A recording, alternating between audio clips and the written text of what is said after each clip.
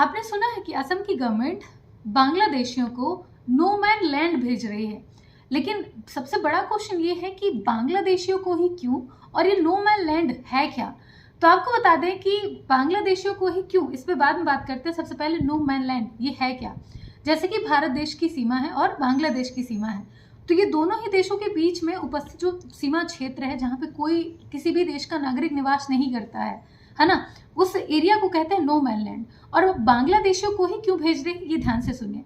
आपको याद होगा कि पिछले ही महीने भारत ने शुरू किया था ऑपरेशन क्लीन, जिसमें भारत के अंदर निवास करने वाले जितने भी बांग्लादेशी ऐसे थे जो कि बिना वीजा के रह रहे हैं या फिर बिना किसी दस्तावेज के भारत में निवास कर रहे हैं, उनको वो दोबारा उनके देश जाने की परमिशन दे रही है या आज्ञा दी थी कि आप चले जाइए भारत छोड़ करके।